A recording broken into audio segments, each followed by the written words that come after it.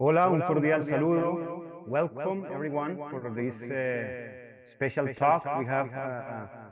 We have the honor to have today to host today one of the AGU College of Fellows Distinguished Lecture Series with Dr. Jim Best. The title of the lecture, or the talk that we are going to have today, "The Future of the World's Great Rivers: Anthropogenic Stresses, Impacts, and Possible Solutions." And for us at Universidad de Antioquia, my name is Julio Cañón. I'm going to be the host of this lecture. And I am very honored to have Professor Jim Best with us today. Professor Jim Best is a professor in the Department of Earth Science and Environmental Change at the University of Illinois at Urbana-Champaign. His research centers around understanding the physical processes of sedimentation and their products in both contemporary and ancient sedimentary environments. He also holds a lot of positions and awards as well. He is the Threet Professor of Sedimentary Geology and Professor of Geography at the University of Urbana-Champaign. He has been also professor at the University of Leeds and the university as an invited professor in the University of Montreal in Canada. And as I mentioned before, his research interest centers around the understanding of physical processes of sedimentation. He was elected a fellow of the AGU in 2015, and in 2018 was awarded the Jean-Baptiste Lamarck Medal by the European Geosciences Union, and basically for his major contributions to our understanding of physical sedimentary processes and their products in the geological record. So Jim is a very prolific writer. He has a lot of publications and very inside publications about the future of rivers. He's really interested in not only the technical aspects of rivers, but also the impacts of anthropogenic activities and how can we tackle these problems, especially for these big basins, for these big rivers. And with this, I want to give the word to Professor Jim Best to start the talk. Thank you for being here, and it's a pleasure to have you here today.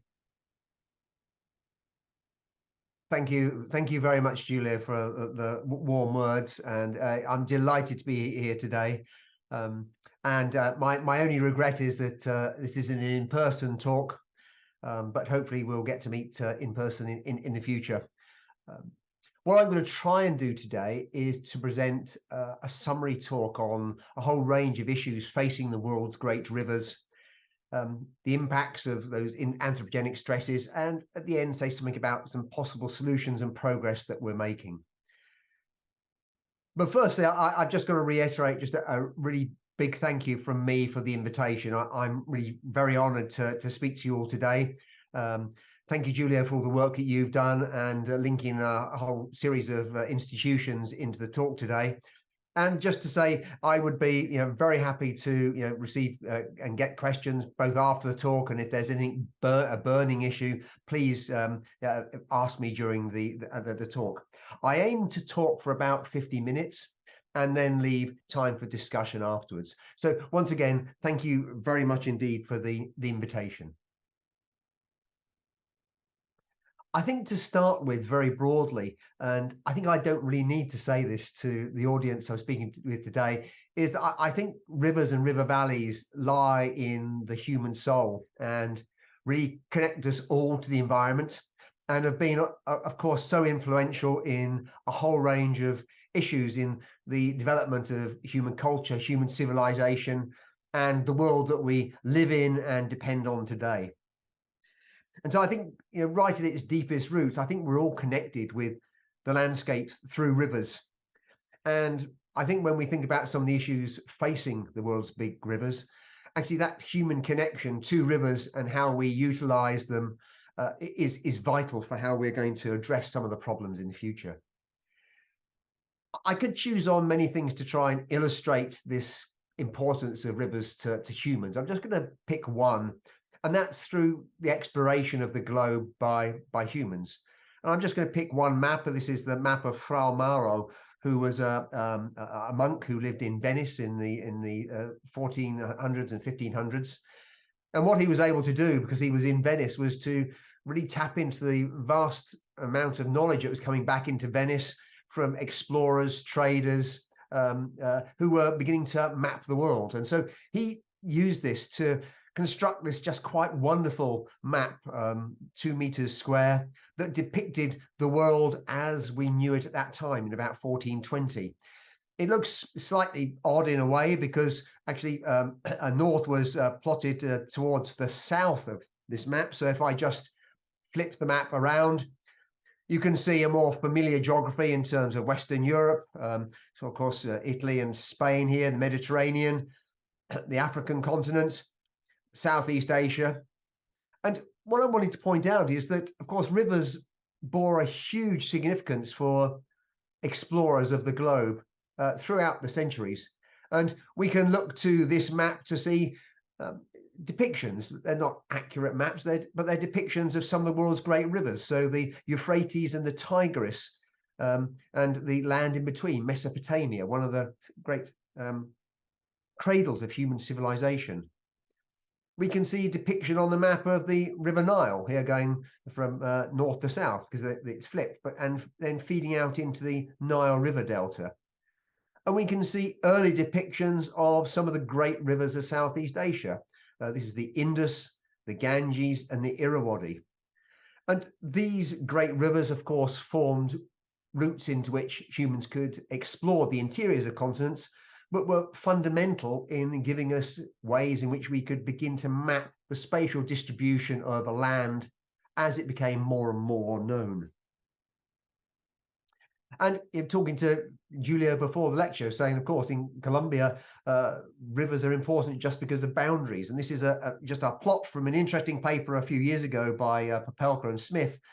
And they had a study where they looked at both national, state, and local borders for a whole series for all the continents, and then a global estimation.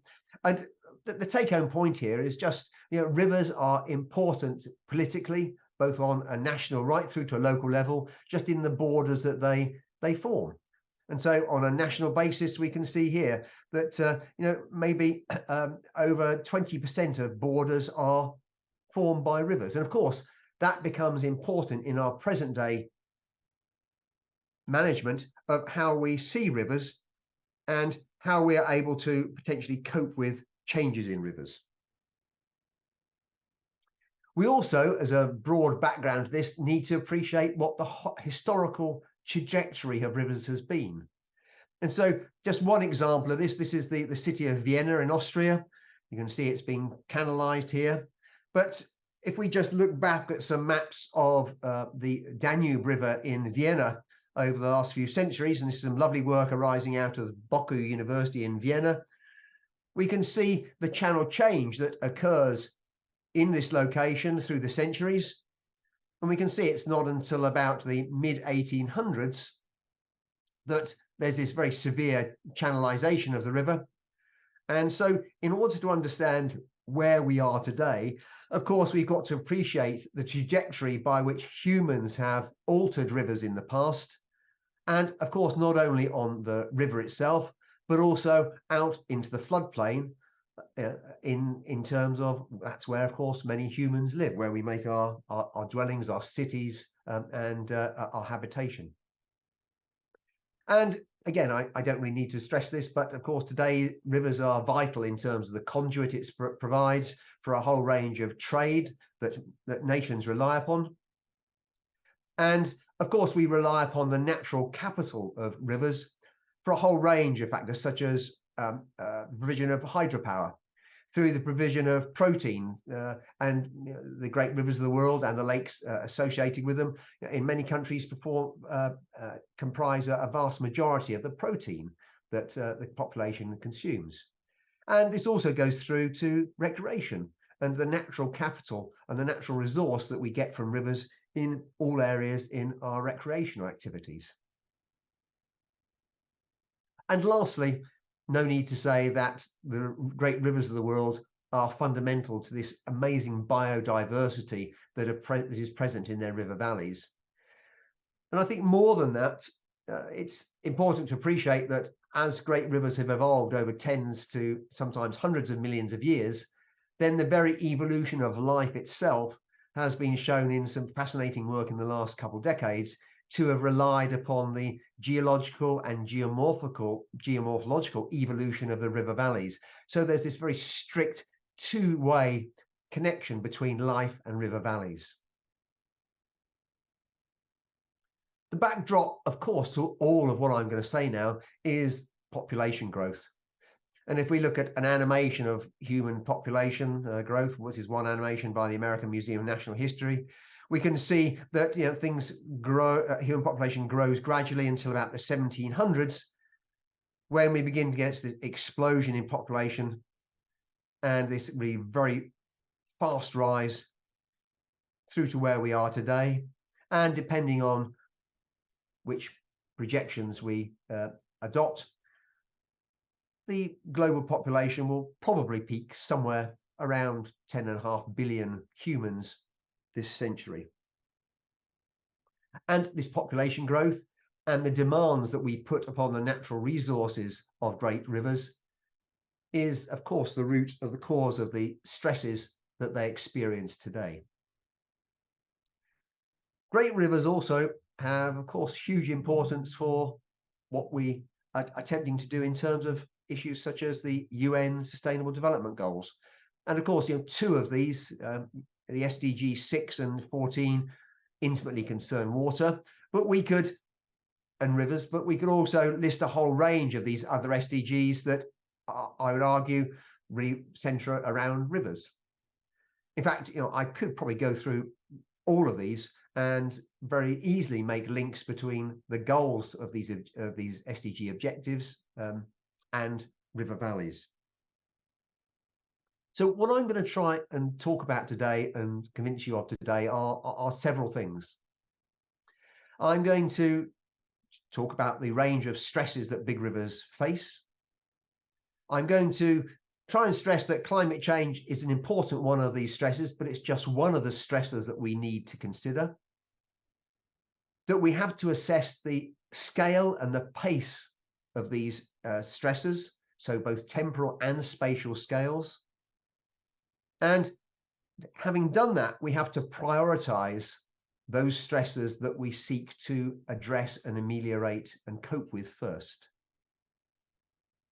The great news and the really good news is that we have a whole host of new tools at our disposal to aid us in this grand challenge. And lastly, I'm going to try and convince you right at the end that, of course, it's through societal and political pressure that we are going to have to work through as citizens and scientists to enact that type of change that is needed. So today, I'm going to briefly outline some of the anthropogenic stresses. I'm then going to talk about a little bit about the progress I think we've made. I think it's important to highlight the very good things that are happening, as well as some of the very severe stresses and hazards that we are facing. And then I'm going to talk about some new tools that are available for at our disposal, and then just a few future thoughts right at the end. We're facing a whole range of stresses in big rivers, from climate change and flooding through to damming, pollution of various kinds, land use change and deforestation, the withdrawal and transfer of water, the spread of non-native and invasive species, fragmentation of the river valleys, sediment mining and bank erosion, and issues generated by governance of the river basins. So those are, it's not a complete list, but that's a range of the major stresses that many large river valleys are facing. What I've done through the lecture, and I hope you don't mind, I've put a few QR codes to a couple of papers that I've been involved in over the last few years that give a bit more depth about some of these issues that I'm going to talk about today. So those QR codes hopefully will be active during the lecture today. Unfortunately, I haven't got time to talk about all of these stresses. I'm really happy for us to open the discussion, and I'm really very interested to know your experiences in the rivers of Colombia. And I've read some about the Magdalena, but I'd like to learn a lot more about those and the various stresses that are facing your rivers locally. But I'm going to focus on three. climate change and flooding, say a little bit about that, a little bit about damming, and then go on and look at a little bit about sediment mining and bank erosion. That's what I'm going to try and do today. I make no apologies that, as Julio said right at the beginning, I'm a sedimentologist. So a lot of what I'm going to say today, I would argue, is intimately involved with sediment. I know water is, of course, important in flooding, but I think we have to also very often appreciate the impacts that sediment has, and also the nature of sediment transport in the stresses that we are going to face in some aspects of large river management. So let's start with climate change and flooding first. And I could choose a whole range of papers to talk about. I'm just going to choose one. It was a paper by Arnell and Gosling back in 2016, and they looked at a whole range of different climate models and looked to see areas. And these are the great river basins, 32 of them in the world here, and the changes in flow that they will experience likely to 2050, and changes in the magnitude of the historical 100-year flood. So this map in blue shows areas where that 100-year flood is going to get more frequent, red where it's going to decrease. And we can see, of course, the picture is mixed. So in some river basins, the likelihood is we're going to experience less flow, and potentially a magnitude 100-year flood occurring less frequently. You can see, however, and you can see that from across in Europe, right through to the southwest of the states, through to potentially some aspects of basins in South America. But you can see also there are a whole range of river basins, great Arctic rivers, a whole host of rivers down in Southeast Asia, the Congo, Zambezi in Africa, and aspects of the basins here in the Amazon, Magdalena, where it's likely we're going to have to cope with increased flow.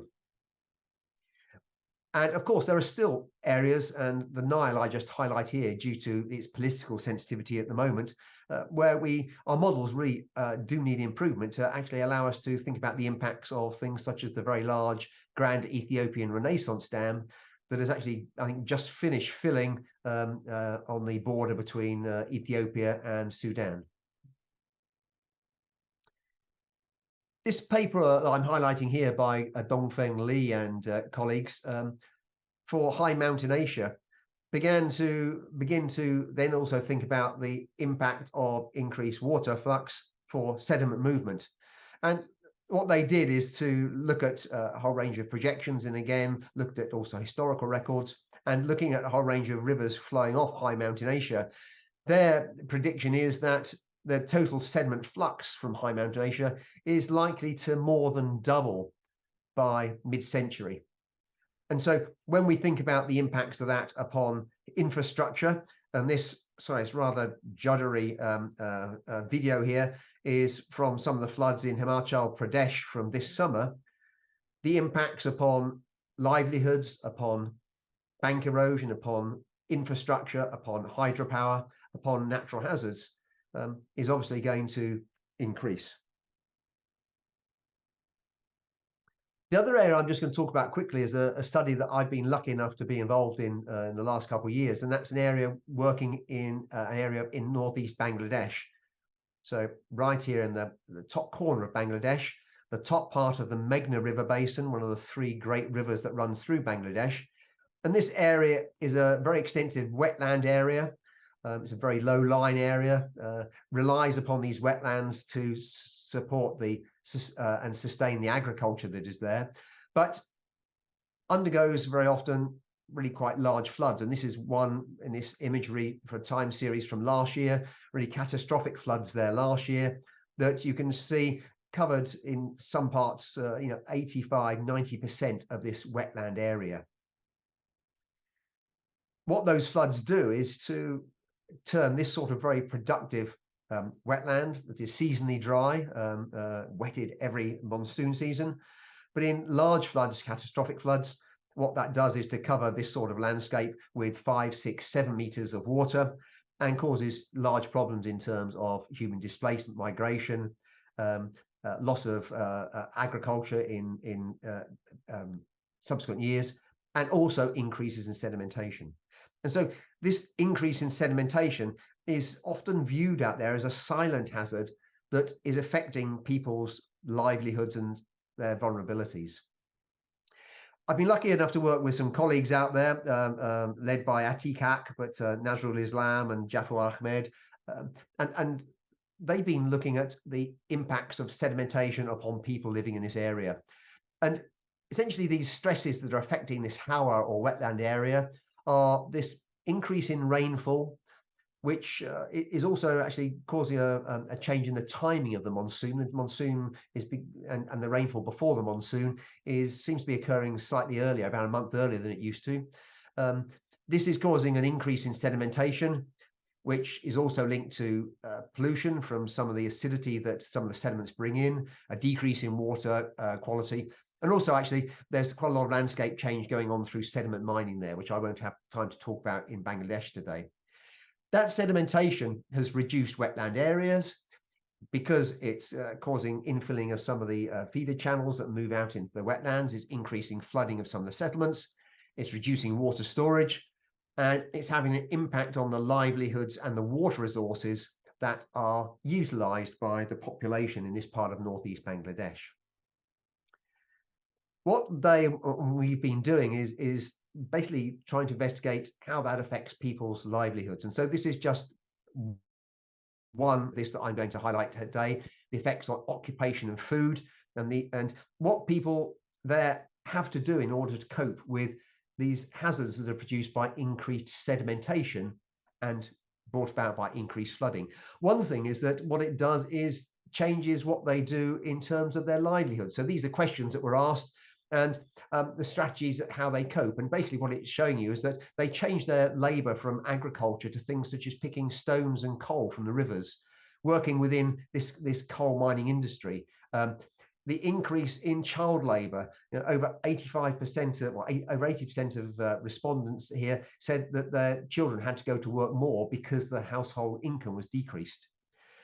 In terms of their food as well, essentially because there is these strategies that they have create hardship, and they have decreased food availability. They fast more often. They reduce the quality and the quantity of food and take fewer meals.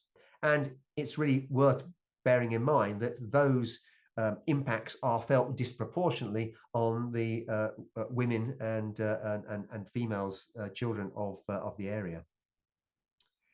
So in this area, these anthropogenic changes that occur naturally and both from anthropogenic amplification, impacting sedimentation. And often the people live there, they adapt strategies that deplete their sustainable resources. So this is making things worse. And I haven't got time to go through it, but this increased sedimentation leads to a whole range of other issues locally in terms of conflict, in terms of gender issues, in terms of migration. And what the good news is here is that the adoption of more innovative strategies, such as growing more high yield varieties of rice, diversifying their cultivation, and actually using more indigenous knowledge, bringing back that knowledge of how the communities have coped in previous centuries, is proving dividends in beginning to allow some sort of increased resilience in this landscape. Lastly, on this issue, and I sort of mentioned this before, is that I think it's really important when we talk about floods and when we aim to educate about floods, we need to realize that and appreciate that floods are about more than just flood water.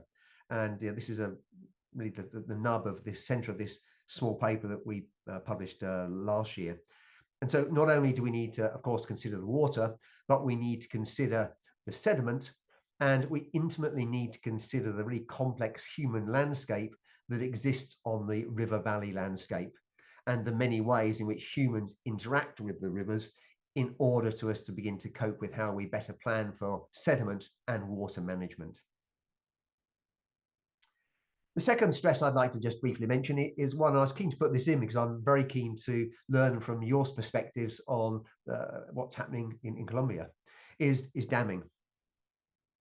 And of course, if we look at through time, and here's time going up in the top left-hand corner here, this sort of animation shows the incredible expansion in damming through North America, through Europe, China, India, and South Africa, and then into South America in the sort of middle 1900s.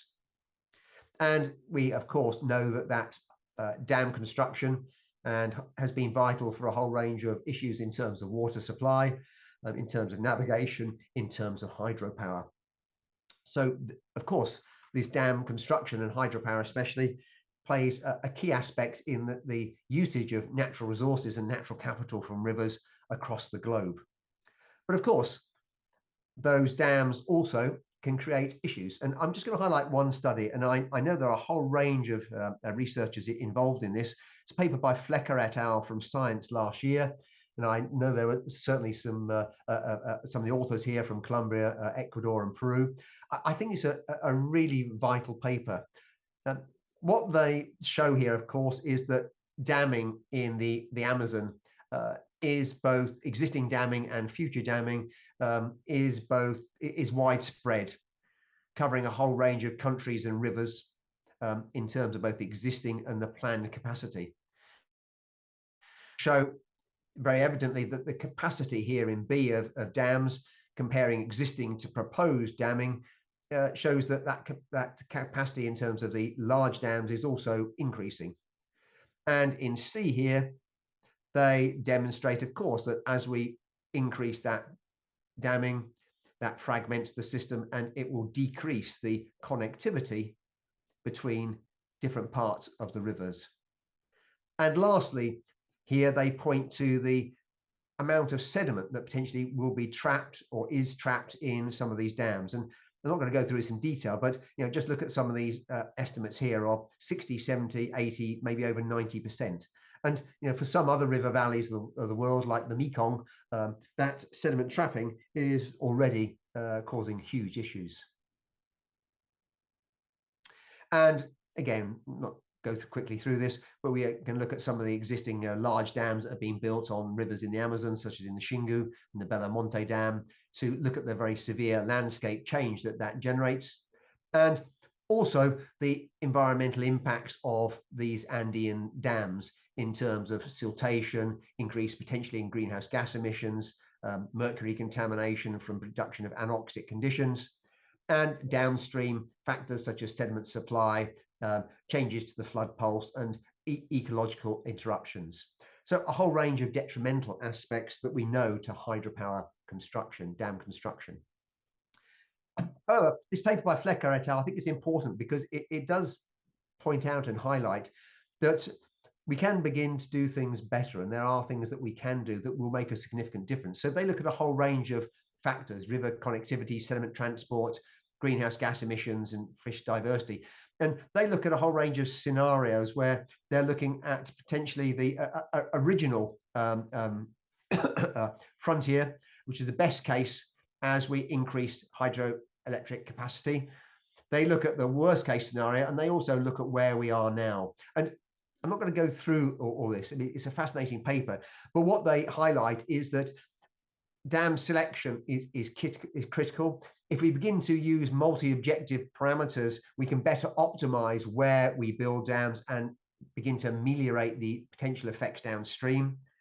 And of course, all this has to be set within a basin-wide context with transboundary cooperation.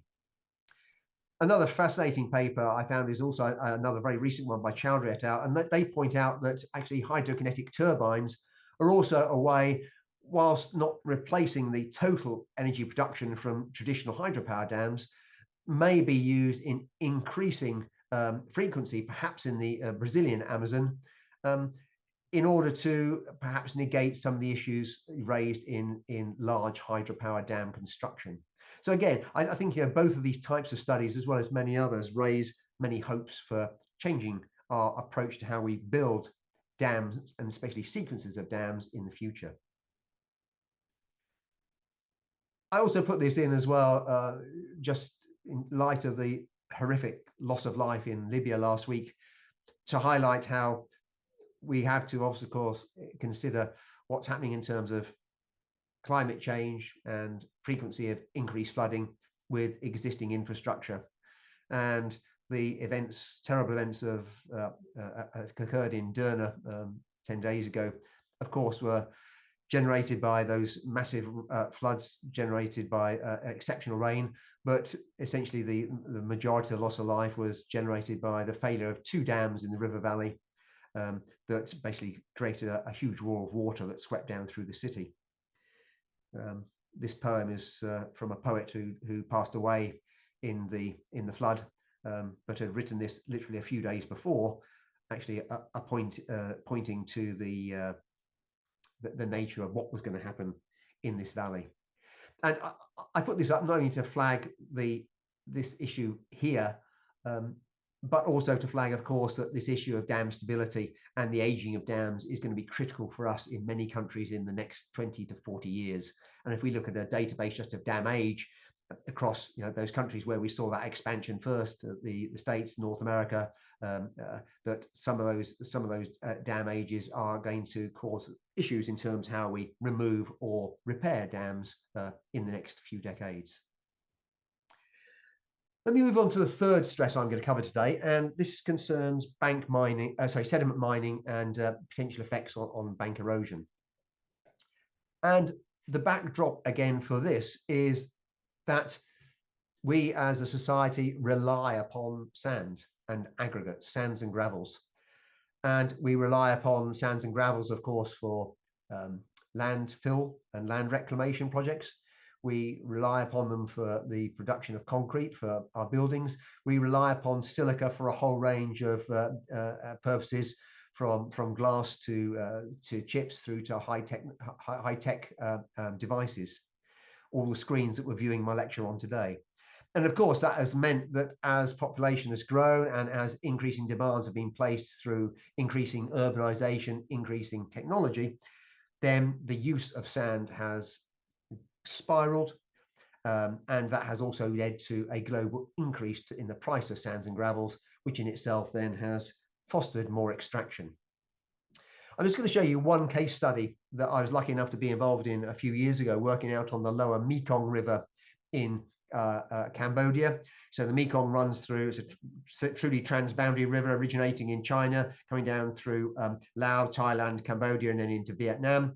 And we were looking at a study here in Cambodia where we were trying to actually see how much sediment the river is carrying.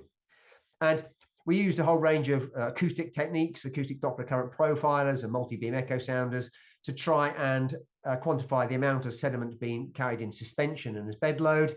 And we constructed rating curves that we then able to hindcast back through the last 10 or so, 15 years using gauge records on the river, on the Mekong.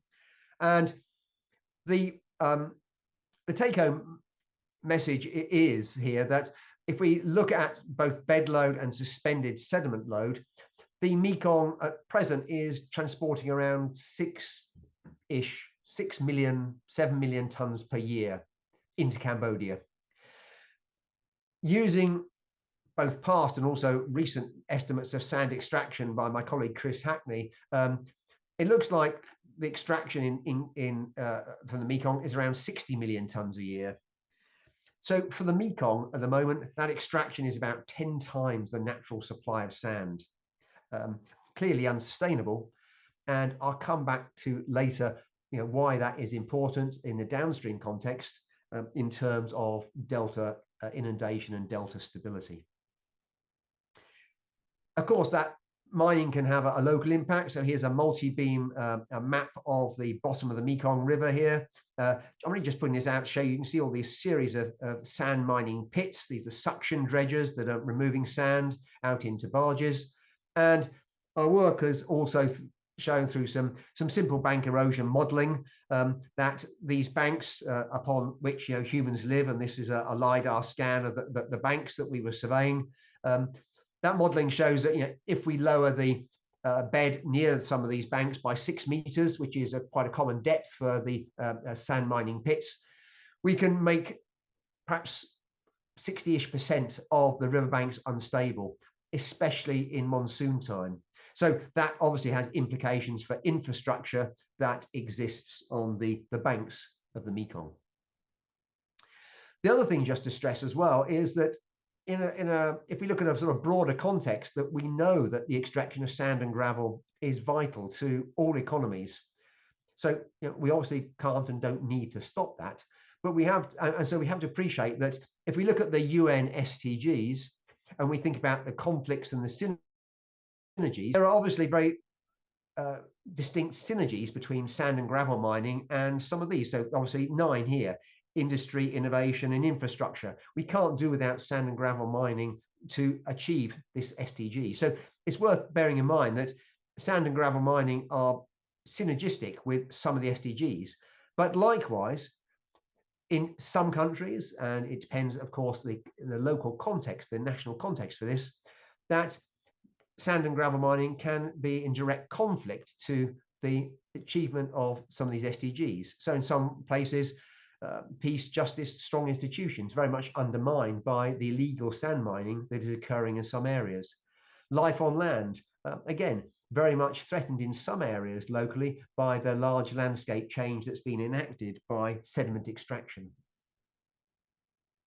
And this points to the need for us to have a better global agenda for sand. Again, in a short paper that Mette Bendiksen led a few years ago, we pointed to some of those obvious things that we need to do, such as identifying different sources for sands and gravels, alternatives to using them in some of the products that we make from them, reusing materials such as concrete, and changing the design of buildings to use less of these materials. And there's some really quite astounding work going on at the moment addressing all of these and having an impact on the amount that we extract. Of course, we can't do all of that unless we have improvements and changes in how we govern the extraction of this resource, how we educate a whole range of constituencies about this issue, and for us as earth scientists and engineers, how we monitor and model and potentially feed back into the better regulation and management of these resources. So let me summarize sort of simply on some of these issues of stressors. And this is to bring in the pace of change that I think is vital for us to know about and quantify. So if we think about a stress and we think about that over time, we might envisage a stress increasing over time. So perhaps the background stress of a warming climate that then has more extremes as we move into the future. And we might envisage a resilience threshold that we will cross at some time, either through an extreme event or by the background stress. And that might then have an impact ecologically, environmentally, as we cross that tipping point. But of course, if we just think about then having another stressor that reduces that resilience threshold, it's easy in this very simple graphic to then realize, of course, that we will cross that threshold at an earlier time than if we just consider a sole stressor. So one of the things to me that is absolutely central is the pace of change and how multiple stressors interact. And we could think about those whole range of stressors that I identified at the beginning, from climate change to damming to sediment mining, all the way through to water abstraction. So they're listed along the bottom. And on the vertical axis here, we've just tried to, in a schematic way, show the time scale of effect. So climate change from probably decades through to many hundreds, if not thousands of years. But pollution, for instance, point source pollution by spills from industrial sources, can have impacts, of course, from, well, literally hours through to months and years. Things such as land use change can have impacts on the scale of probably years through to decades. So when we think about these range of major stressors on the world's great river valleys, we not only need to consider what they are and their impact, we need to consider their timescale, and we also need to consider how they interact, whether they're additive, whether they are antagonistic and they take away from each other, or whether adding two stresses might actually realize a reverse reaction. And I think, again, there's a whole host of work that has gone on in the last decade, especially, that is really making massive progress in both of these major issues. Borrowing from the medical profession, I think what this calls for is a need for river basin triage. And of course, if we look at what happens in the accident and emergency of any hospital or at a major accident scene, the medical professionals will then look at the victims who are there and then assess their condition, and they will prioritize what to treat first, who to treat first, and work out a prevention strategy. And I think very much we need this river basin triage. And this paper by Arturo Segui a couple of years ago made this very point in River Doctors, how we should learn from medicine. And it's this triage that I think, to me, is central in the grand challenge that we face in better and improved river basin management. Let me just highlight the Mekong River as an example. The Mekong, as I outlined earlier, transboundary, and it faces a range of different stressors. It certainly faces stresses from changing water and sediment flux. And a lot of projections put an increased water flux of maybe 30 to 40% by mid-century, and the concomitant increase in sediment flux. We also know from observational data and modeling that the tracks of tropical cyclones are shifting to the east, and that is impacting the amount of water that's fed into the lower Mekong. And in fact, actually, this changing or decrease in stream flow associated to changing tropical cyclone track is probably responsible for over half of the decline in sediment transport in the Mekong in the last 30 to 40 years. We've got damming, and this abundant damming all the way through the system. Massive dams here in the upstream in China at the moment, and what that's going to do is increase water storage, but could potentially cut sediment flux by down to maybe 10–15% of what it was originally.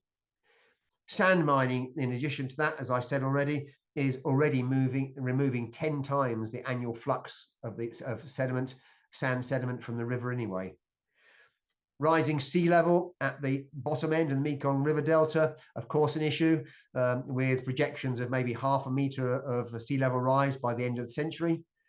But of course, in this delta, as with many deltas, subsidence due to groundwater abstraction is equally and perhaps more important, and is acting on a more rapid timescale. So without mitigation, some estimates put maybe a meter to 1.2 meters of subsidence by the end of the century. And these two issues and also abstraction are creating massive issues of arsenic contamination through the delta. So although these aren't all of the stresses that the Mekong is facing, it shows, I think, the whole range of complex stressors, and what we need to do is obviously address the timescale and the interacting effects of these before we can begin to produce a management plan. And again, there's much really excellent research going on at the moment in the Mekong, but I think if I had to identify one big river globally that is facing really very severe ecosystem collapse, it has to be the Mekong. Okay, let's move on quickly, the last 10 minutes, just to say a little bit about progress. And I wanted to do this not to leave a picture of doom and gloom, because I think we've made progress and we've got many new tools at our disposal. We know across the world that we're beginning in some cases to remove small to medium scale dams that is beginning to connect rivers better. And this is one that was in Washington State in the Northwest US in 2011–2012. Where this dam removal of the Elwha Dam has begun to increase connectivity in the river basin. And in the US and Europe, there have been a number of dam removals, successful dam removals, that are changing ecosystems beneficially in the last 20 years. We know land use change as well can have significant effects, and this is a compilation of data showing the sediment flux to the Huanghe or Yellow River in China through time, so from 3,000 years ago through to the present day. And you can see this massive increase in sediment flux that is present due to the development of agriculture and militarization and population growth on the lowest plain, especially in China. But and that gave rise to these massive sediment fluxes that the Yellow River was known for. But land use changed since 1950, and a whole range of strategies in terms of reforestation and greening the land have now reduced sediment flux, so that today's average sediment flux is basically back to what it was about 1,500 years ago. So land use change can be very impactful. Schemes like in the Netherlands, the Room for the River, in beginning to set back levees to allow flooding of different parts of the floodplain, which is having big impacts on ameliorating flood impacts, on having beneficial connectivity impacts for the ecosystem in terms of fish, and also allowing better year-round navigation. Rivers such as the Danube, which is incredibly complex in terms of its transboundary nature, but because of its transboundary nature, it's really forced through a whole range of political initiatives, the Danube monitoring system. And so I'm not going to go through this in any detail, but all these dots here basically just show monitoring stations in the Danube and show that with political will and of course with finance, we can do far better in terms of on-site measuring that can then feed into direct management.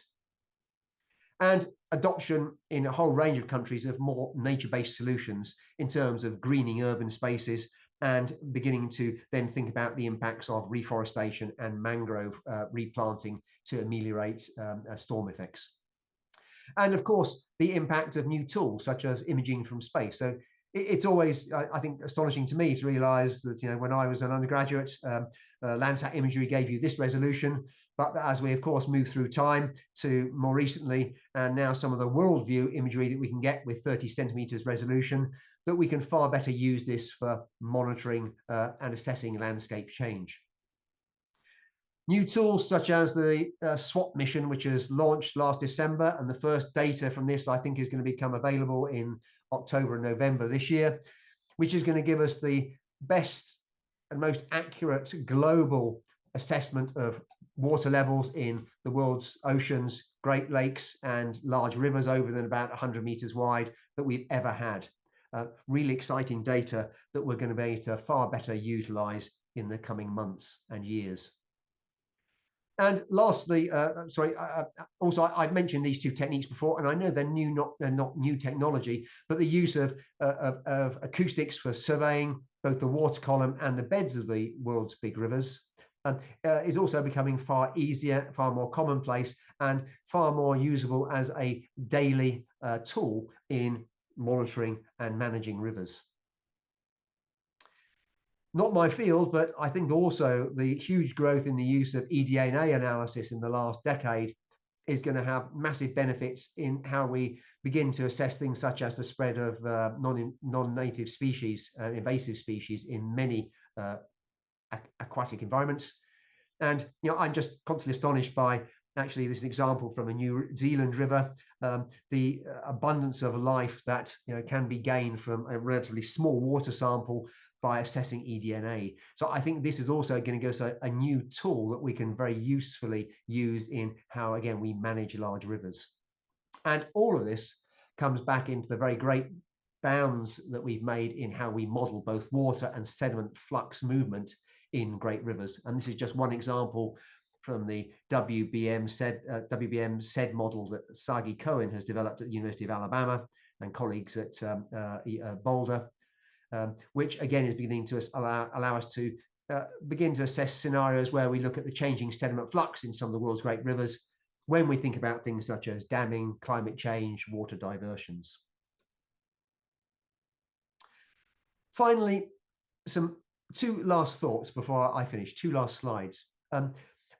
I think, as I've been lucky enough to visit and work on a range of rivers in the world, and I've been so fortunate in the colleagues that I've been able to work with and gain so much knowledge from, it really is apparent that we as scientists and we as citizens living in river basins, we as consumers of goods who interact with industrialists who interact hopefully with policymakers and politicians on all different scales, need to be involved in how we both conduct and portray our science, how we educate, and also how we become involved in managing the resource of water and the resource of our river basins. So I think one message is this being involved. And I think that to me is very strongly coming through in the range of both citizen science involvements in river basin management, and also the input from essential input from indigenous communities in many river basins as to what is needed in terms of river basin management. And I think that is essential for the future. And the other last thought is that there's been a very great growth in the field of hydrology in the last 10, 15 years in what's been termed socio-hydrology, and far better integrating social sciences within what we do as earth scientists and engineers.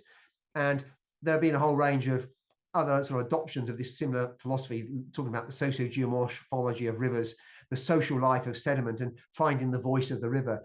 And I think it's essential that in the work that we do in future, we far better, and I'm very guilty of this, but trying to actually learn more, far better integrate that socio-economic side into what we are assessment of geomorphology, sedimentology, and hydraulics. And that will, again, enable us a better future for dealing with and coping with this whole range of interacting stresses that are facing the world's great rivers. And with that, I'm sorry I've overrun by just a minute or two. Thank you very much again for the invitation and for listening. And I'd be really very happy to answer any questions and discuss any of these issues. Thank you. Thank you, Jim, for this presentation. I think it's enlightening for us to, because you mentioned at the beginning, your experience with Colombia is limited somehow, but for us also to learn from the experience of someone who has been working on the rivers around the world, and to discover that what we have here and the situations that we have confront, or the issues that we have with our rivers and our wetlands are not only from Colombia. These are issues from all over the world. And I think we also feel identified completely with all the issues that you mentioned, because this is what we live every day in Colombia as well. So I feel fortunate to listen to you, to see all these perspectives on the rivers, to try to come up with an engagement for future scientists, for engineers, or geophysicists or geoscientists that are interested in continuing and understanding the nature of rivers. And I think maybe we go back to Heraclitus, when he said, for example, that the rivers are always different, but at the same time, somehow we are always dealing with them. And I think, I don't know if the connection is missing. No, that's good. I can hear you. Yep, I can hear you fine. You're muted now, Julio. You're muted now. Yeah. Okay.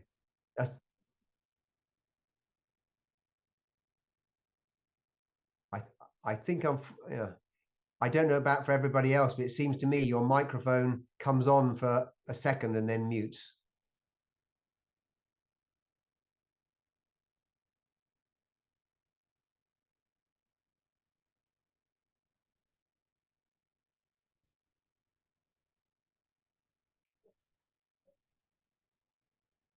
Can you hear me okay, Julio?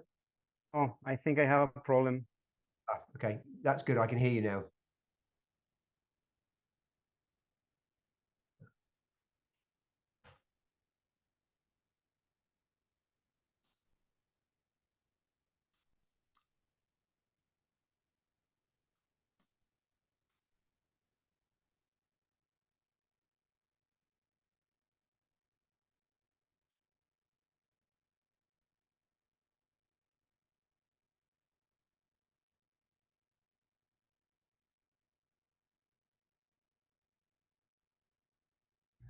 Okay. Jim, can you hear me? Yeah, I can, Francina. Yeah. Apparently there's a problem. He's going to try to connect through a different computer.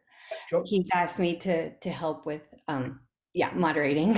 so so I think I see one question in the chat. I don't know if you can see I, that.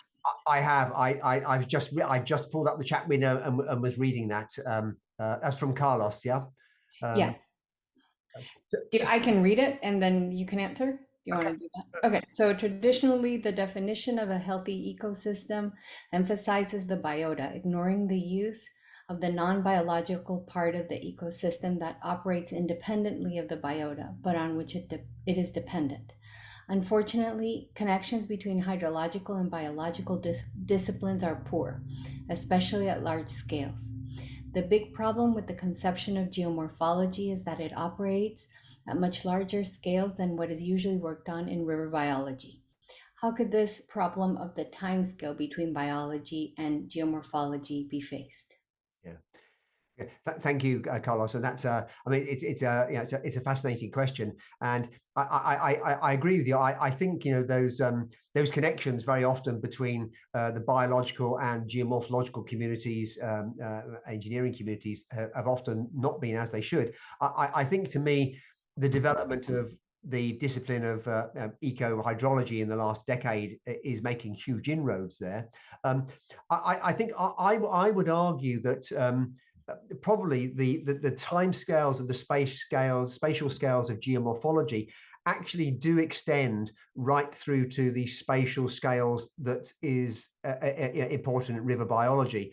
In that, I think in terms of understanding geomorphology, what we have to do centrally is to understand the processes that operate in rivers. And I think when you think about scale, that comes down to understanding, right down to the grain scale and the turbulence scale of how water transports sediment, how it transports pollutants, how it then forms the bed of the river, and then how things like sand dunes then interact with the ecosystem. So I think, to me, one answer to this is that we need to find a way of integrating the research that's been done on the smaller spatial scales in geomorphology, concerning sediment movement, transport, smaller scale morphology, and bringing that into maybe some of those smaller scales that are worked on in river biology, and better enabling that interaction rather than obviously this much larger scale geomorphology and landscape change. So I think it's a long answer, but I think, in answer to your question, I think there are many ways that we can actually look at the small scales from a process point of view, understanding how water and sediment move, and then importantly how it then interacts with fish and the organisms living on and in the sediment, and also living in the water column and on the floodplains. Hello, Francina. ¿Me escuchas? Sí, sí. Okay, I'm back. I think I'm back. I lost my camera. Okay. I apologize for this, but maybe I can retake from here. Thank you, Francina. I put you in evidence now here.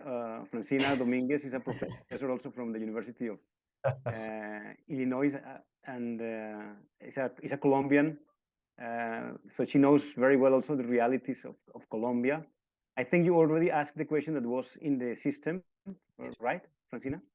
Yeah, the first one, but there's a second one. Okay, great. So if you want to... Oh, I can go ahead.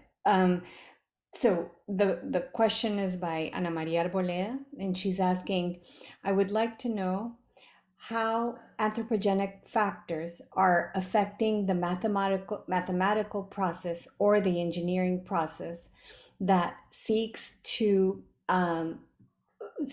address risk prevention in rivers. Okay, so it's sorry. So for clarification, is Ana Maria, that's in terms of the modeling of the processes? Is that what you mean? That's the way I understand it. Yeah. Okay. Yeah. Again, I think that's an area where there is huge growth at the moment. So one example of that, going through to the Mekong, for instance, is a whole range of basin scale models that are predicting water and sediment flux. are beginning to incorporate a whole range of climate projection models and different scenarios to look at a whole range of potential possibilities. But then building into that different dam scenarios and dam strategies to look at how the planning for dams in terms of where they're built and the sequence in which they're built can impact on both water and sediment flux. So I think it's a case of being able to quantify, measure, monitor some of these impacts, and then through the development of a whole range of numerical models, begin to build them in at different scales into what we are going to be able to do in terms of ameliorating those impacts. So that's one example on a large scale. A smaller scale that I could bring back in terms of when I talked about sand mining is one of the things I know one of my colleagues, Steve Darby, who's at the University of Southampton, has been really interested in doing, is looking at the extent of sand mining and then actually then using some of the parameterization that we're getting there to begin to look to see what the impacts might be on bank erosion and bank stability. And again, I think some of those issues are a direct way of sort of coupling what we do in terms of our knowledge and our assessment of the different anthropogenic stresses, and how we can actually bring those into parameterizations within numerical models that will have hopefully impact upon where we build on the floodplain, what we do for bank protection, how we build the sequencing of dams, and potentially, it will also generate discussion and progress on the alternatives. And in damming, the study I showed looking at things like the potential for hydrokinetic turbines, not the complete solution, but there are alternatives there that might have impacts in some river basins that we probably wouldn't have thought about 15 years ago. Thank you, Jim. I think now that I see this picture in the image, I want to ask you something, because I read a lot of articles that you are dealing with the formation of dunes. This is very technical, but I like you to tell us about the importance of this research that you're conducting in rivers like the Amazon, for example. I think it's one of the rivers where you found that the dunes that usually, like for many years, we have thought that dunes have a certain form, and now the angle, the steepest angle that they have usually in the Aeolian dunes are different in the rivers that are like deep rivers. And I think there's still a bit of a discussion of why is that? What is the reason for that variation from what was expected to have the repose angle or the settlement angle of the sands in rivers? Yeah, no, thank you, Julia. As you know from some of the work I've done in the past, I'd very happily talk about dunes for the next hour. But I think to me that there are two things. I think yes, this basically through multi-beam mapping, we've been able to look at a whole range of large rivers, and we're continuing to build the database. But as you say, it seems that many dunes in the world's larger rivers have a lee side angle of maybe just a few degrees to 10 degrees, not the traditional 25-degree slope. And of course, the impact of that, and I'll come back to this in a moment, is that it potentially can have impacts upon flow resistance and volumes of sediment transport. The reasons for this and why these dunes are low angle, to me, is still fascinating. I still think we don't know. I think one factor is potentially the amount of suspended sediment that is in the rivers that impacts turbulence and changes the lee side profile through changing flow separation. I think another factor is actually the impact of superimposed bed forms on the upstream side of dunes that actually lowers the lee side angle. And I think a third factor that is related to the first two is the impact of non-equilibrium, non-uniform flows, and basically hysteresis. In that, a lot of the work, the traditional work that was done in small rivers and in laboratories, worked in shallow flows where dunes could maintain and reach an equilibrium. In I think all the world's rivers, the big rivers, that isn't the case. So I think this non-equilibrium form is also important. So that's one thing. The second thing I'm just going to mention in relation to dunes and going back to big rivers, again, I was lucky to be involved in a study led by Hongbo Ma, who is now at Tsinghua University in China. He did his PhD and postdoc over in the States. But what Hongbo did was to look at dunes in the Yellow River downstream of a very large dam, the Zhurongde Dam. And what he found was that, or what we found was that basically downstream of the dam, because there has been a change in grain size, what's happened is that the grain size in the reach downstream of the dam has actually got coarser, it's got greater than the natural Yellow River bed before damming. And so what this has done is it has caused the dunes to become both steeper and higher than they were before the damming. And Hongbo's numerical modeling basically shows that if this effect is present, it could make the magnitude of large floods in terms of the height that the water is going to get and the inundation that's going to be produced. It's going to make those floods larger in the future. So going back to the dunes, I think it's a really elegant study showing that how something about the small scale dune dynamics, when you begin to look at flow resistance and when you begin to look at inundation modeling, shows potential impacts of hydropower dams on fine-grained rivers globally, because what this might do, if you coarsen the material and you increase the dune size, it may mean that your flood risk is increased downstream of large dams in fine-grained rivers.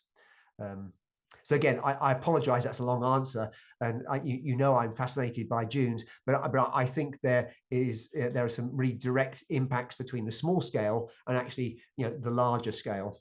And going back to the first question, again, I know of some of the wonderful work that's going on looking at the role of dunes in terms of providing refugié zones and for fish, and in terms of fish migration, and also looking at invertebrate distribution upon dunes in terms of where they live in the troughs and the crests. And again, I think that understanding of the geomorphology comes back into the ecology of the riverbed, and that link between the small scale of both. Thank you, Jim. We have some invited people here in the Zoom meeting. They are professors from Universidad de Antioquia. If they want to ask any question, please feel free to raise your hands, and we'll give you the word. Pass the microphone so you can talk directly to Professor Jim. In the meantime, Professor, I was about to tell you something, all right, when I was cut.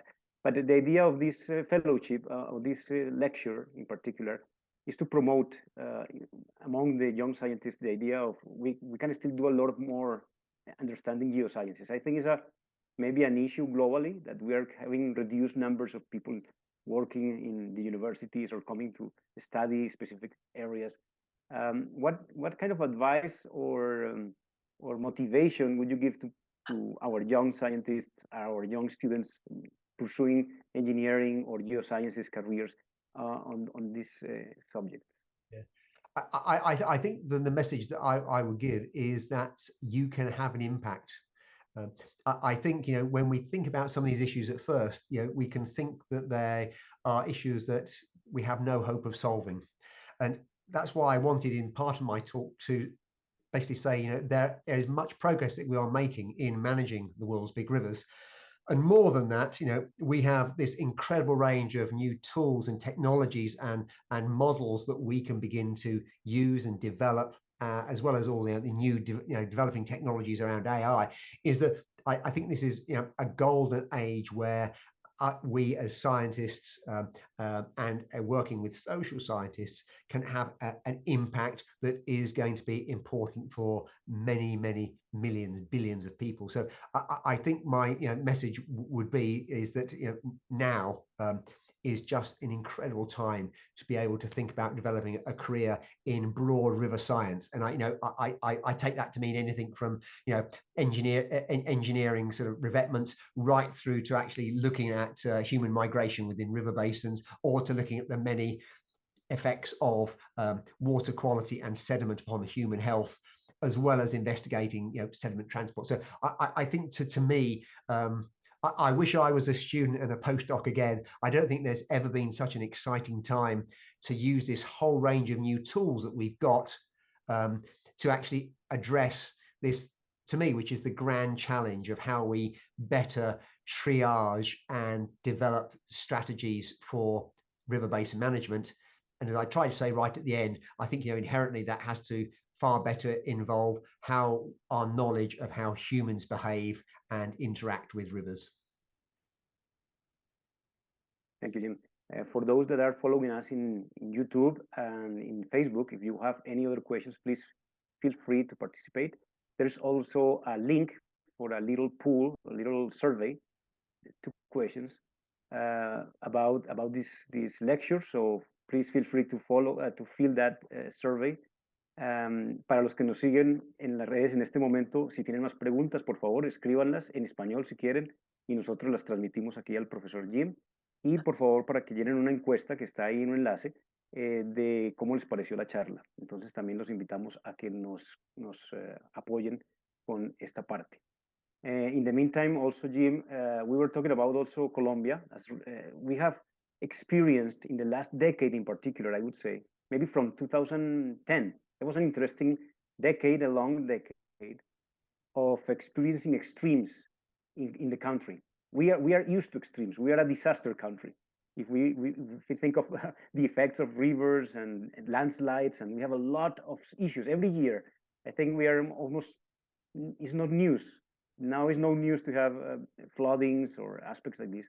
But in particular, we have experienced a long decade of extremes, as I mentioned before, from droughts, El Niño years that are very dry here in Colombia, to very wet years, like 2011 was a very particular year. We have a big flood, destroyed a lot of dikes that we have along the northern part of the country.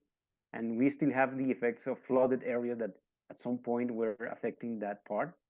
Then we have the construction of a big hydroelectric project in the Cauca River. Cauca is one of the tributaries of the Magdalena, so they both are the main arteries of the country.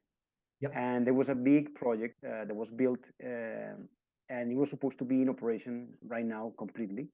But we have a big problem. We have a mess of the project, and in a year we've passed from 0 to the highest discharge that you can imagine, and unregulated flows on this project, affecting everything downstream and upstream. So we are still studying the effects of these big events coming from exactly what you were mentioning, projects that are polemic, that they create a conflict with society or communities, local communities.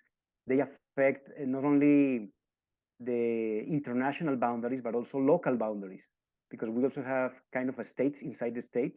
Yeah. And some of them are benefited by the floodings, others not. So there has been a lot of issues associated with all these events in the country. So we relate very well with those, what you mentioned, and we see maybe the question that this was a comment for you to be in the context of our last years in the country. There is also a lot of studies, as you mentioned, in sediment transport for the Magdalena, for the Cauca. We have a lot of mining, gold mining and other heavy metals that are also altering basins in the Pacific, basins in the Caribbean.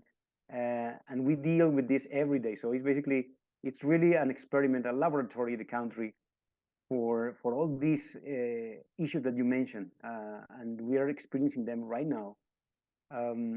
So my question in this aspect would be this.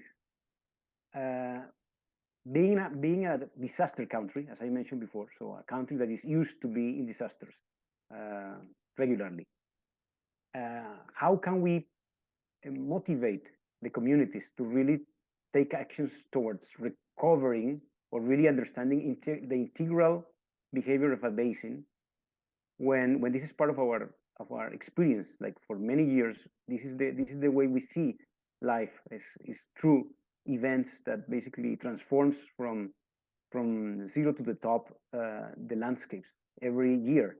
So how would that be possible to to prevent or to try to come up with something that is going to be a best outcome for this kind of rivers and situations? Yeah. What do you think? Yeah, thanks, Julia. Again, I think it's a fascinating topic. I think in some ways, you've touched on perhaps the thorniest issue, and the people call the wicked problem is how you convert that knowledge of what's happening and what may happen in the future into an actionable plan that is possible to improve the livelihoods of people who are living in river valleys. So I mean, I think there are several. There's many issues involved in that. One, of course, it has to come through from a fuller involvement of those who are living in the communities that are affected with the decisions that are made about river basins. And I don't know about Colombia in particular, but I know in several countries, of course, that isn't made, and many of these things are imposed rather than actually being developed from both local indigenous knowledge and involving the community. So I think there's this big role in terms of the citizen science side and the incorporation from the very early stages of input from local communities at all different levels. And I think the other thing is of course, and again, I'm really keen to learn from you guys as to this range of issues that are facing rivers in Colombia, and again, especially I'm really interested in maybe how they interact. But I think the other thing is also sort of going back to what I said before, is maybe bringing the realization that actually, although these things, of course, create huge hardship, there are things that we can do. We have new tools. We have new ways, perhaps, of looking at how we design buildings to better cope with floods. So I know one of the questions from Alvaro was in chat was about levees, and of course, you could point to many areas around the world where building levees in the long term has not been the best solution, but building levees that are set back, that allow flooding, that don't allow substantial channel bed aggradation, that enable you to build, to have buildings that basically are more flood resilient. In the Mekong, again, houses on stilts, that can actually cope with 2, 3, 4 meters of flooding. I think there's a whole range of things that we can do, and we know we can do. And I think actually portraying that some of these issues are solvable, or we can ameliorate the effects, I think has to be that message to all of us living in river basins, that improvements can be made, but it's got to be integral to all of those constituents, all those people who are involved.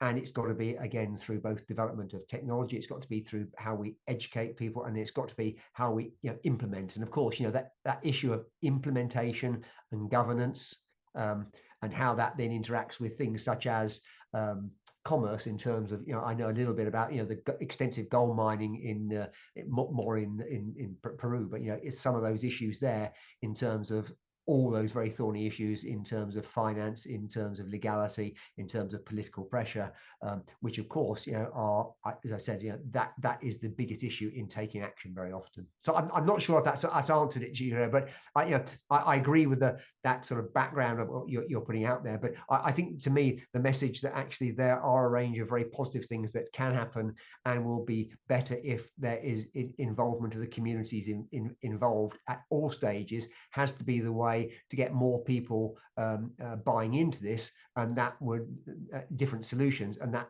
would have more chance of success or ameliorating the detrimental impacts of some of these stresses in future. Thank you, Jim. I don't know if Carlos, do you want to make a question directly? Carlos?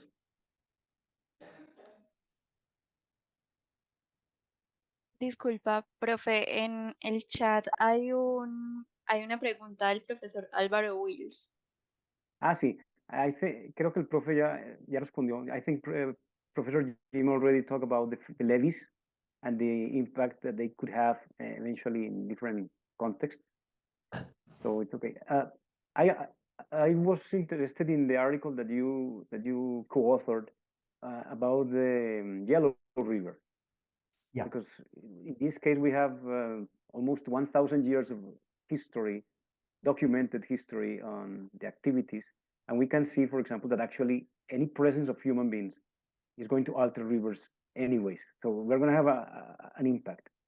As I understand, the thing is, the Yellow River for many generations was yellow because of the human alterations of those landscapes. And now they are recovering somehow these soils, and they are trying to get some agriculture on those lands. And now we're seeing a reduction on the sediments, which means, again, a river is a long organisms. It's a long organism, and we have parts where if we intervene with something that is good, maybe it's going to create something that is bad in the delta. So we're going to see changes, impressive changes, because of these alterations of what is the new dynamics, the human dynamics with the rivers. So again, thinking of management, how can we also deal with this reality where a river, a big river, we're talking about the big rivers, actually are like big, complicated beings that basically react to whatever we do in a very short time in general. We can see these alterations, and we can affect people in different countries, different regions, basically by making decisions that could be good locally, but maybe affect them in the other side. Yeah. Yeah, no, again, thank you. That, I mean, it's a fascinating question again. And yes, you're right. You know, I think the case study of the Yellow River is remarkable, in that there's a beautiful book that has just come out recently. It was actually written by a historian, Ruth Moss Stern. I think she's at Pittsburgh in the States. And she was basically able, with her Chinese colleagues, to retrieve some really old documentation. And she tried to map out the increased militarization of the lowest plateau in China, where a lot of the fine sediment comes from, and then the growth in communities, and then relate that to then the amount of increased flooding that they had downstream, because the Chinese were constructing levees that then broke, and then they built the levees higher and the river got higher. So that is a beautiful account of how through development of agriculture, development of urbanization and population growth, that then interacted with this engineering ethos at the time of building larger and larger levees, how that then interacted with produced larger floods. And again, so the Chinese, I think, since 1950 have been this sort of re-greening scheme. Sediment management, of course, part of that is the dams and the reservoirs, and they constructed a lot of small check dams in the small tributaries, which actually, maybe I don't know, perhaps a decade ago, I think that was so severe that no sediment at all got to the delta, and so the delta began to recede. So, actually, the imposition of some of these interacting stresses, land use change, damming, was taken too far, and actually there was a net erosion of the delta. That's changed slightly now. So I think the example of the Yellow River is a really nice one, and it comes to your second point, and I love what you say there. A river is a really long organism in both space and time, and to me, I think I've used this term that I pick it up from other people that I think is wonderful, is river trajectory. So in order to understand where we are now on a river, we have to understand its trajectory of where it's come from, not only in the last few decades, but in the last few hundreds or few thousands or maybe tens of thousands of years, as putting my geological hat on. And I think that's vital. And coming to the sort of second point you make of what we can do, I think, again, thinking about some of the developments of how we model these environments is providing some really exciting future prospects. Some of the work that I'm involved in at the moment, actually in the Amazon, involved in some work that's been led by Andrew Nicholas at the University of Exeter. And Andrew is a numerical modeler, but he's using, we're using a range of reduced complexity models to try and look at the impacts of damming and sediment retention in dams upon the longer term behavior of some of the very mobile alluvial channels in the upper Amazon.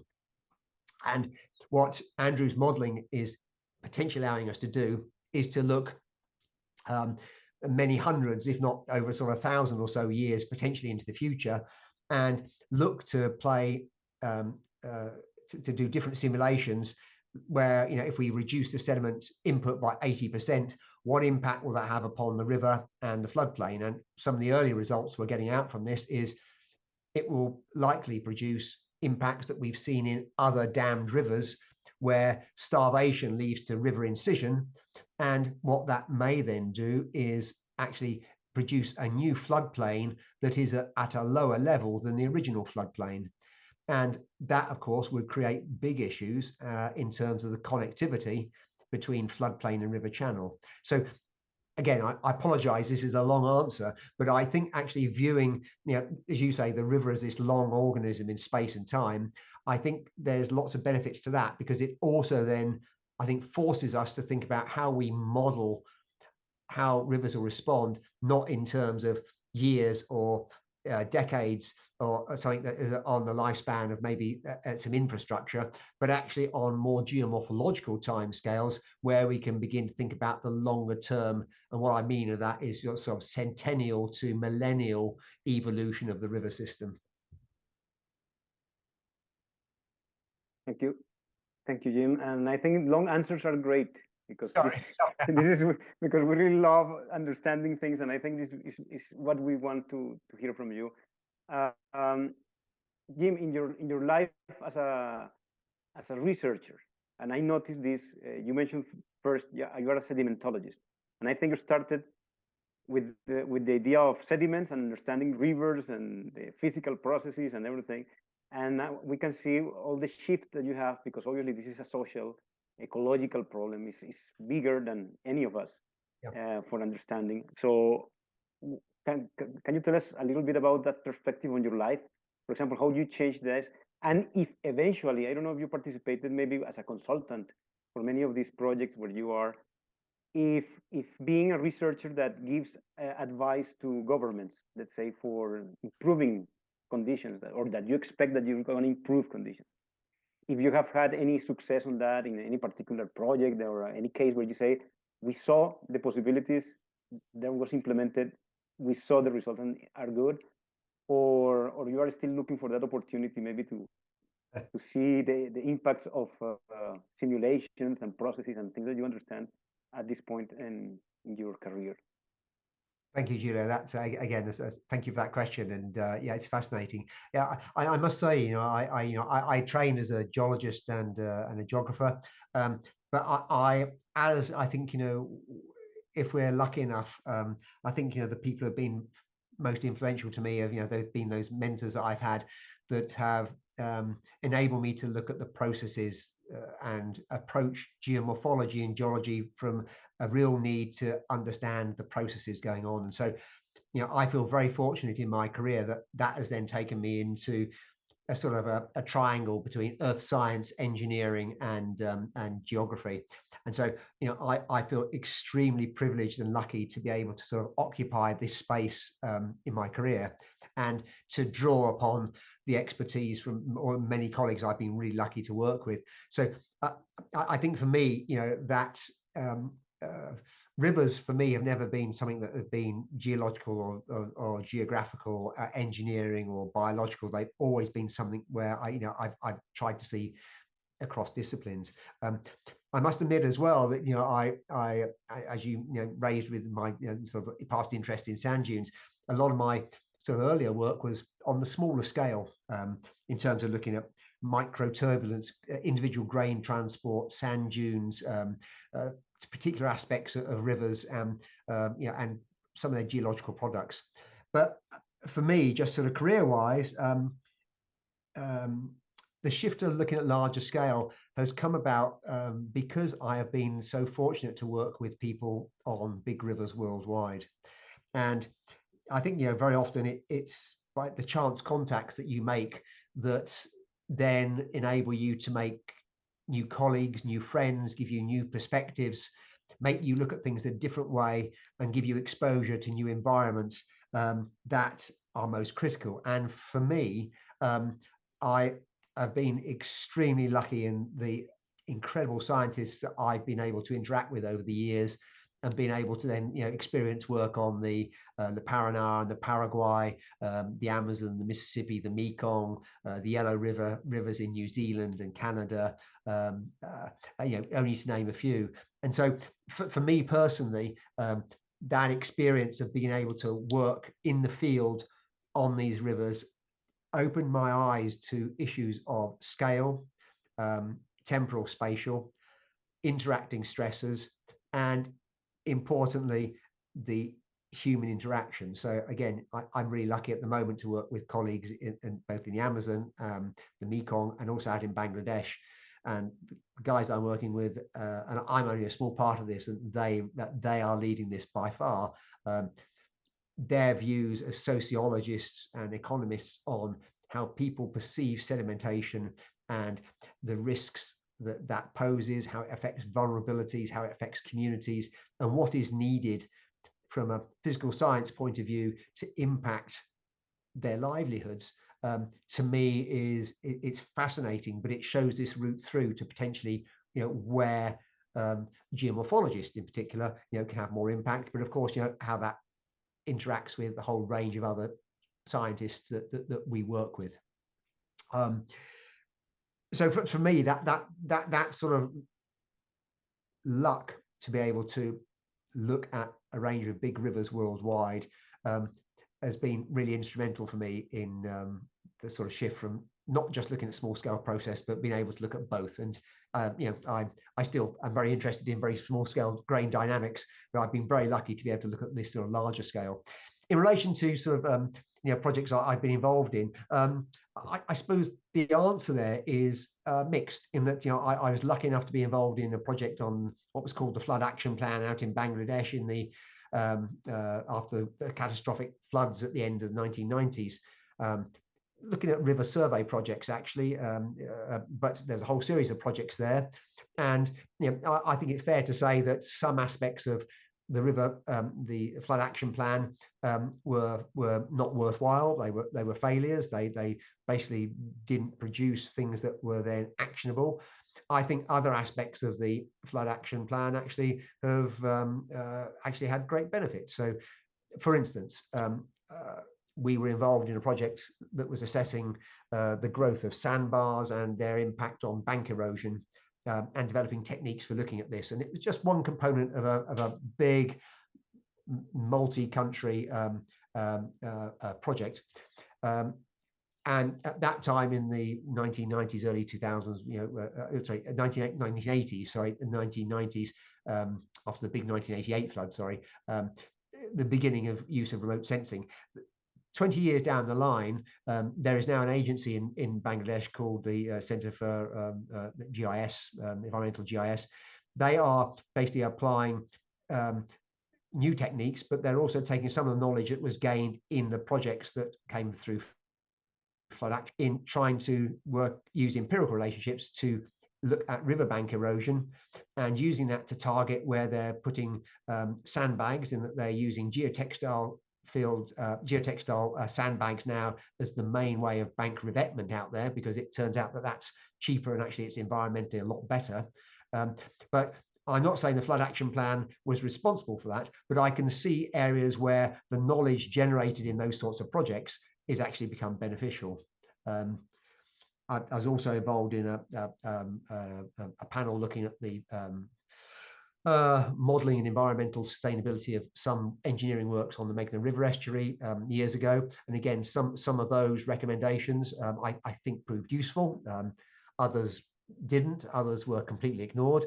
And the current work that we're doing in Bangladesh, and I'm lucky to have a Bengali PhD student working with me on this at the moment, we're looking at ways to try and assess the location and the amount of sand and gravel that's extracted in Bangladesh. And what we're trying to do is work with the remote sensing agency in Bangladesh to see if we can help them in some way develop tools and develop ideas about how better to regulate and manage the rivers. So, we don't want to stop sand or gravel mining, but, how can we identify either different resources, or how can we monitor what the degradation to the environment is, so that we can come up with, something like a fair sand policy, so that we can potentially take out the correct amount of sand that doesn't deteriorate the environment to a certain degree. So the answer to your second point, I think, Julio, is mixed. I've been lucky to be involved in some of those applications,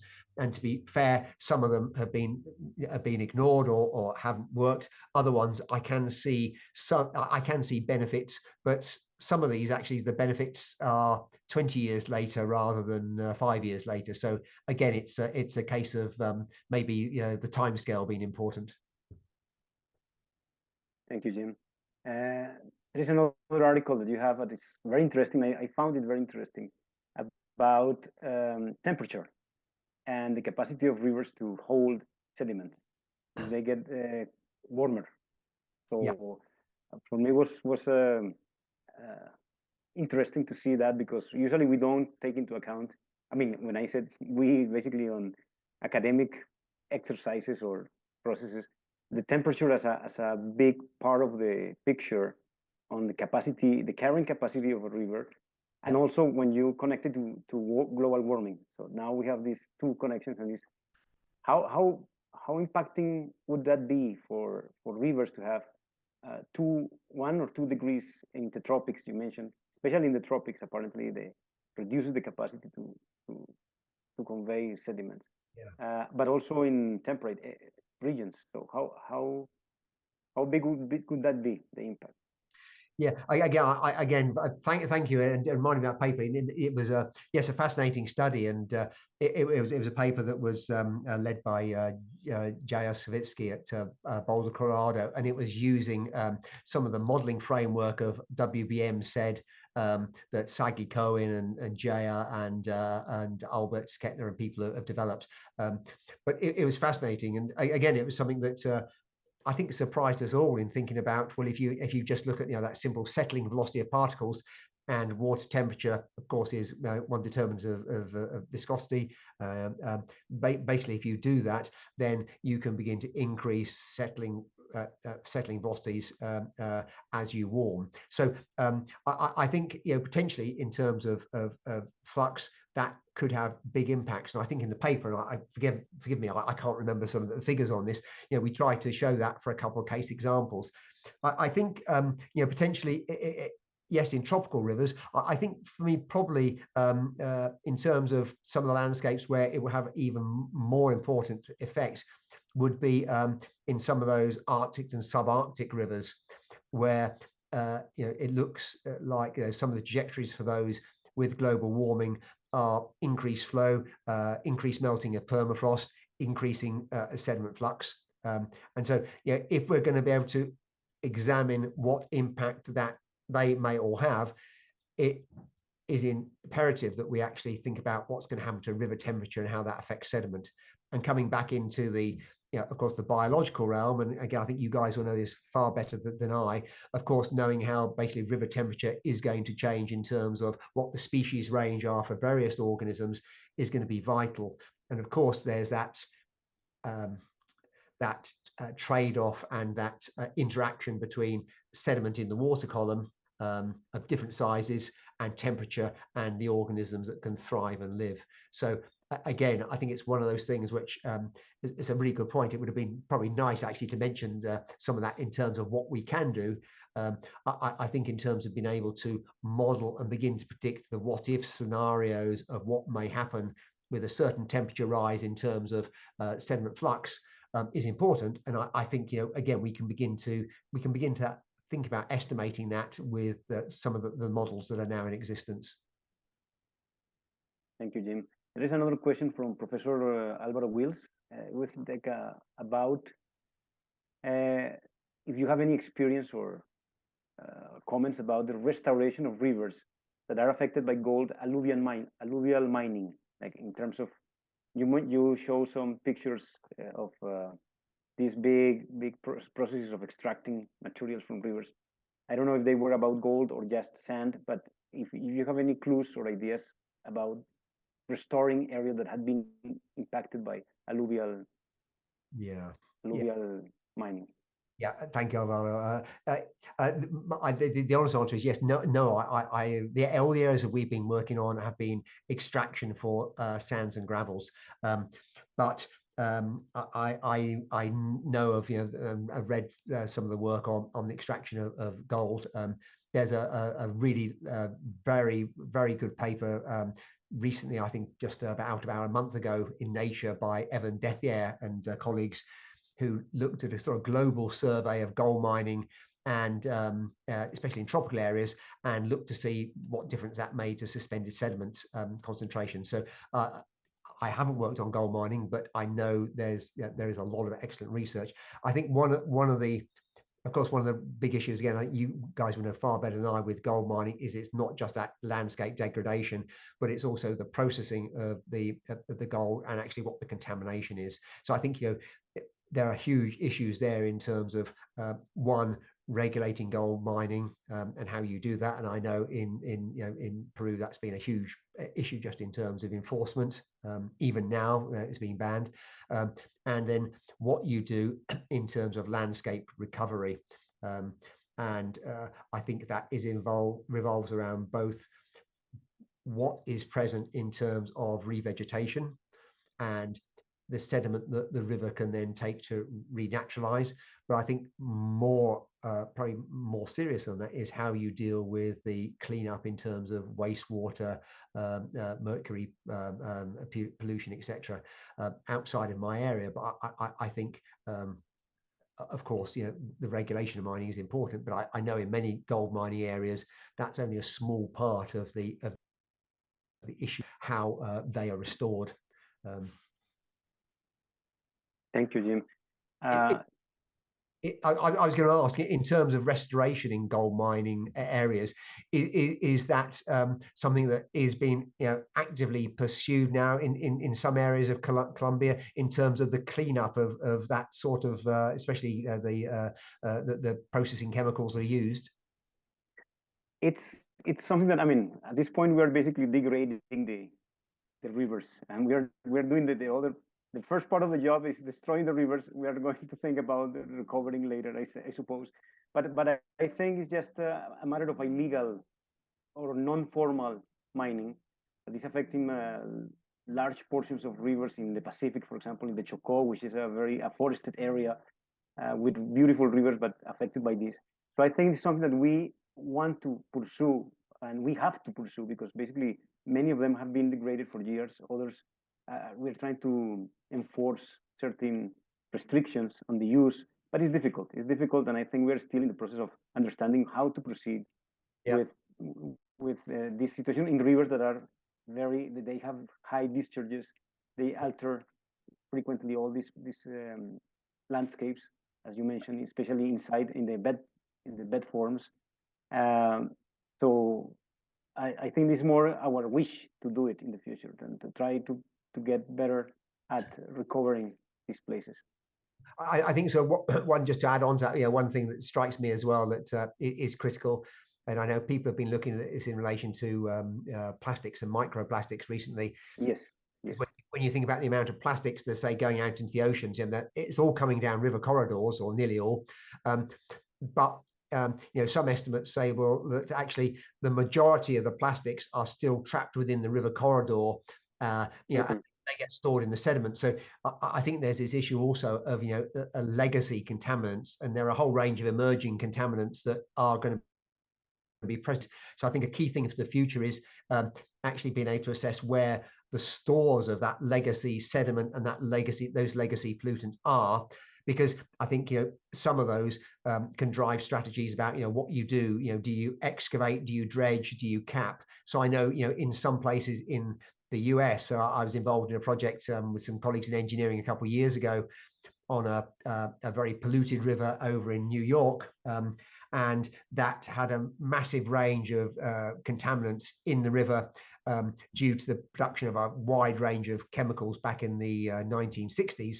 And the cleanup is costing many, many billions of dollars, but knowing actually where the contaminants were, what the subsurface geochemistry was, where the legacy was driving whether the strategy was to dredge or to cap. And if you cap those sediments, then exactly what you do with them in the long run. So it strikes me that I know it's slightly different between a very urban area and some of the areas affected by gold mining, but potentially some of those pollutants that are liberated, they're going to not be exported to the oceans, and they're going to be stored within the river valley. And it's knowing also about where those concentrations might be greatest, so that you can actually then do things like local remediation that doesn't end up being detrimental to the population who are living around there.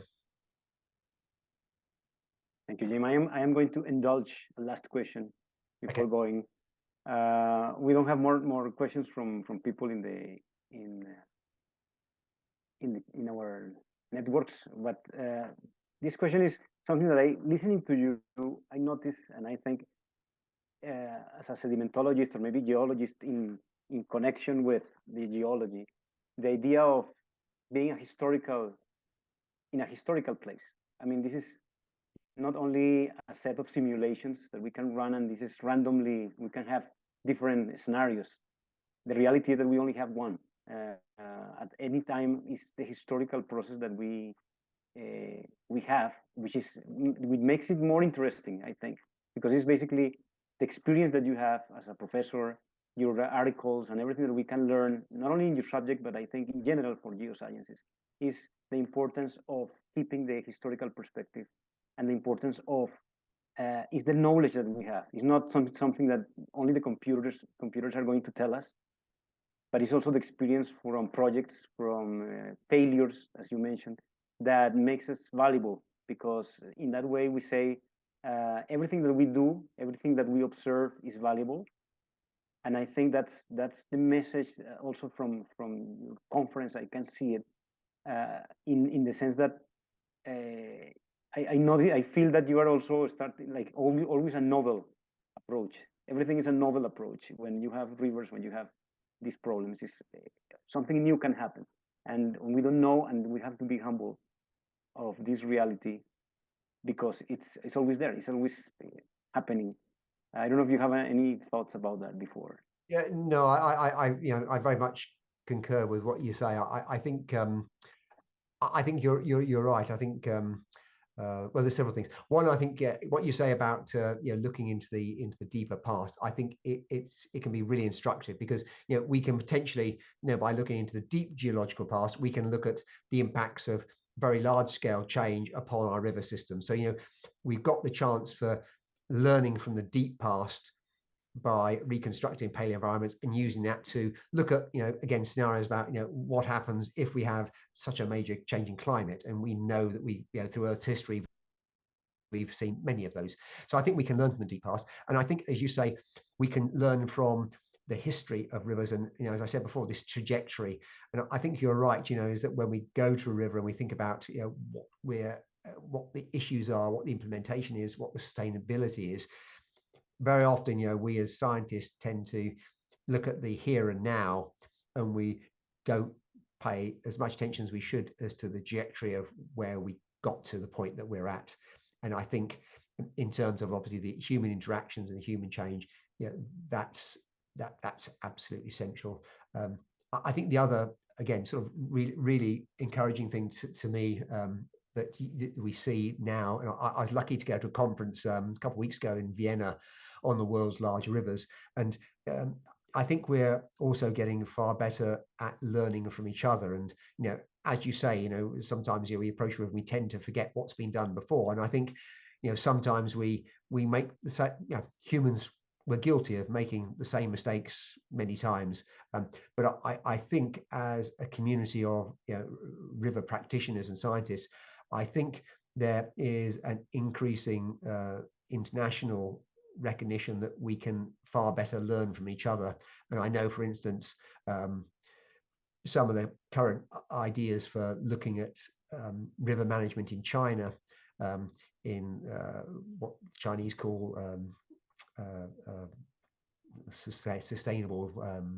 I've forgotten the phrase now, sustainable ecology, but basically the starting point for that is looking to see how river basins like the Yangtze compared to river basins like the Rhine and the Danube, and trying to learn from experiences in other river basins as to what may be beneficial, what doesn't work so well, what things have been a failure. And I think if we can do that, and we can also appreciate that we have got the benefit sometimes of being able to look back through 2,000 years of river history in some rivers, that we can better inform what we do. I was actually reading this morning just in the newspaper about a paper that just came out looking at proposing an origin for some of the black earth deposits in the Amazon, which I think has been sort of a bone of contention for many years.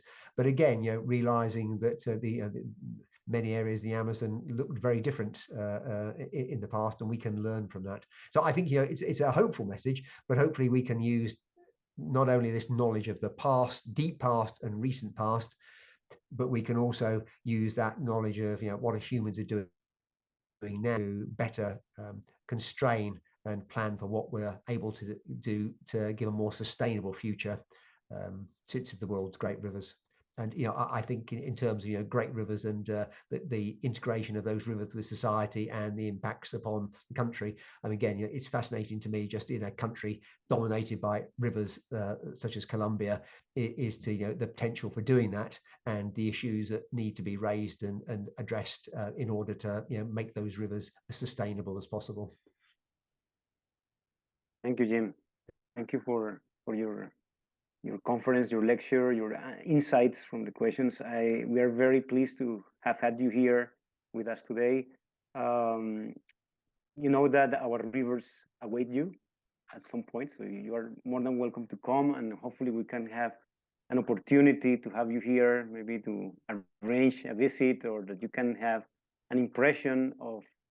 And what I say is this country is also as interesting in all these aspects that would be really, really valuable to maybe to have this opportunity to see you in person and to engage at some point with an activity on research for these aspects.